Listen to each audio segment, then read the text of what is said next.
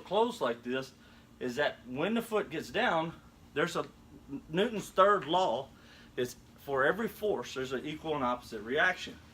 Well, when my foot lands, what happens is it goes down in the ground and it comes back up, and there's a torque motion created by that ankle being just a hair twisted, and it creates that drive back up through me, which helps the transfer come back through. Okay? So now I get two transfers. I get my weight transfer from the backside when I drive my core. My front foot hits down. It gives me a transfer up. It meets what's coming up and then throws through. If you ask a softball player why they slam their foot down so hard, it's to create that motion coming back through them so they can get that swing when it comes back through, as that transfer comes back through their arm, and carry as much momentum as they can to go forward. So we want to get that too, but we don't want it a violent motion. We want it to set down and let that torque come through like it's supposed to. All right? The other thing is because of this, it's going to create a consistent finish to this right side.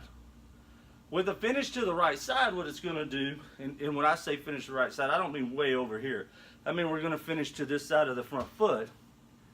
We're into what's called a fielding position, which I don't ever see hardly anybody teach that anymore. Most of the people fall off to the side. We're going to finish into a fielding position. If we field up and finish in a fielding position, what that normally means is that my back foot came up where it was supposed to. Well, there's a huge purpose in that back foot coming up over like that. The purpose of it is to take the transfer that comes back through you and dissipate it. Okay? So you guys that get knotted up in your back right here, or you get sore a lot in your back shoulder right here, there's two reasons of that. Number one, most of the time you've been taught to glove tuck. When you glove tuck, you get pull on your front shoulder. This overdevelops. The backside doesn't develop like it's supposed to. When you get to your release point, you're coming around it, which means your transfer is coming back up through your shoulder. Your back foot's not coming up like it's supposed to. Transfer is coming back up and dissipating out through your shoulder. It's energy. It's got to go somewhere. So what happens is that shoulder pulls, and it creates maximum stress on the backside of your shoulder. So you get knots, and it's not long. You get big knots in there.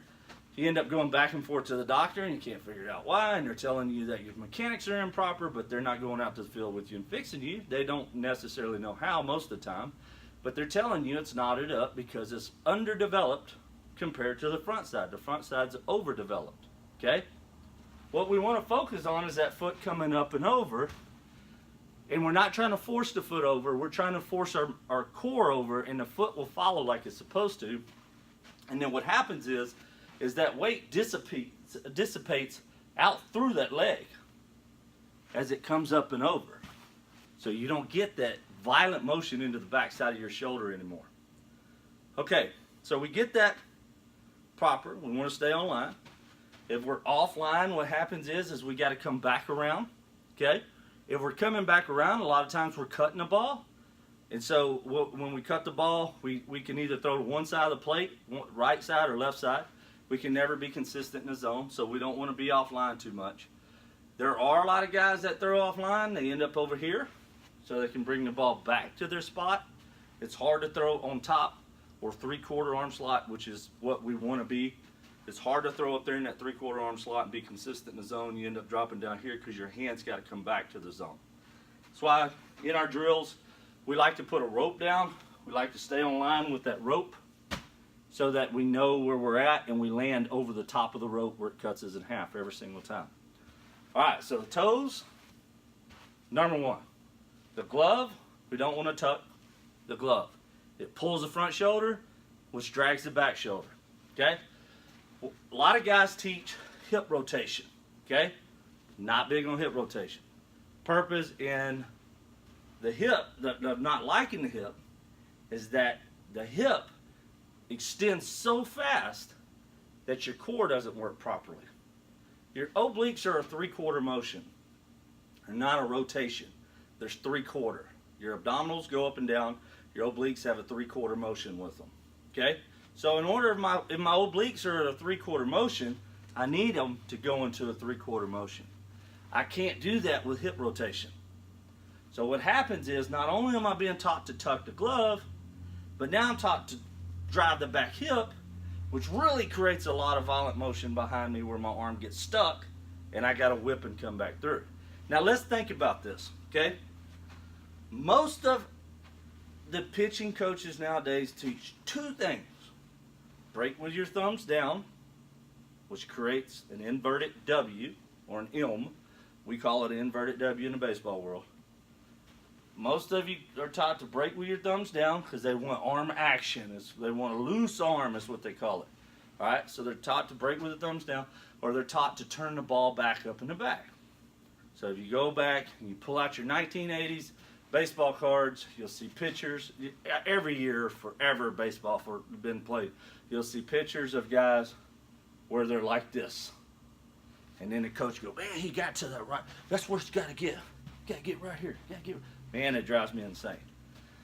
That is a transfer of the guys, of a picture of the guys from the 60s, 50s, 60s, 70s that literally loaded their core and came back over. So if I was to load my core and come back over, look where my hand's at. It has to go through that position. But if I go to there and stop and then turn my hips and try to go through, instantly I have elbow drag. Okay? My senior year, I was changed my mechanics to where I was leading with my hip, falling to the plate. And I also was turning the ball back up. I started turning the ball up in the back. Instantly, I'm off balance and I'm turning, and it started a violent motion on my arm. Before that, I was getting that back leg, rear back, and chunk. Never had arm issues. Lots of strikeouts. Had great control. I didn't walk a lot of guys back then. But then all of a sudden I started having control issues. I still threw hard, but again, arm speed's arm speed. You're still going to have arm speed. So what I've focused on over the years is getting a guy to where they understand a good crow hop. Lead step with your opposite foot, turn the right foot, close up, in a launch position. So on the mound we talk about we're going to get set, we're going to lift. If I go into a slide step or if I come up and down, I'm going to lift my front side to load the core, drive myself back over. Front foot lands a little close. It finished me where I'm supposed to be at. And it's a consistent motion over and over and over. Alright, so ball thing back here, I never focus on that. Ever. I don't care about that. I focus on core load. When to load the core, the arm will come back through. I always say a bicycle wheel, or I used to say doing a cartwheel. I heard Skip Johnson one time say, and I use it quite often, a Ferris wheel. We want to be in a Ferris wheel motion, not a merry-go-round. So I've heard a lot of good sayings like that. And again, our biggest thing is that if our core can go over, not focus on glove tuck, scap load, and all this other kind of stuff, if we can focus on that when we break and go, we're going to load the core and drive the core will actually create the proper arm slot, take the arm through the proper area like it's supposed to, create the proper transfer, and because of Newton's third law, I'm in my backside as I'm going forward balance. My back leg's loaded all the way through. My fast twitch muscles are going throw, throw, throw, throw. They're waiting. They're just loaded, ready to go. My slow twitch muscles, if it doesn't matter about them. I'm not going to use them like I would my fast twitch. I want to, boom, I want to drop the hammer with my core. That's what I want to do. I don't want to come around in a circle, and I don't want to be off balance, because if I'm off balance, my fast twitch muscles are gone. They're not going to be able to explode like they should. So now I'm pushing the ball when I get here. And I don't want to push the ball. I want to explode it over. All right? I say 97%. I never say 100%. You throw 100 miles an hour, you should live at 97 miles an hour. Purpose being, you'll be consistent, you don't hurt yourself, and you can move the ball around like you're supposed to. You're not leaving it up in the zone. All right, so back to bad step. No toe forward, little closed off. Don't point your glove. What we want to do with the glove is we want to look over our shoulder. Force the glove out here. Look over our shoulder. Look at any Nolan Ryan picture. Gloves out here. Look at any Andy Pettit picture. Gloves out here. Look at any Roger Clemens picture. Gloves out here. It's never here. It's always out here. And then when it comes, the backside's driving over and down into the zone. Okay? It's a natural motion to get on top of a ball and bring it. And your core, it's called a core because it's the center of everything. Your core actually creates the motion that's supposed to. Alright? So here we go. Our front foot's a little closed off. Our front side's going to be closed here with the shoulder. We're not focusing on breaking with our hands down, with our thumbs down and loading. We're not focused on turning the ball back. Our main focus is going to be, we're going to stay, break, let the core load back, and then bring the ball back over. The arm will be natural. It'll go where it's supposed to go. All right, so we got rid of this. We don't want this. We don't want the toe pointing here. We don't want the glove pointing here. And we're not focused on thumb or hip rotation. All right? So this shoulder tilt is big too. That's my fourth one. So the hand brakes is one. The toe pointing to where it's supposed to is one. The glove side being over here, and we're not rotating our hip with it.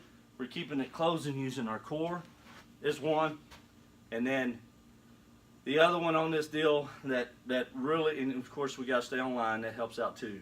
But the other one on this deal that's big on the inversion stuff is being fast to the plate with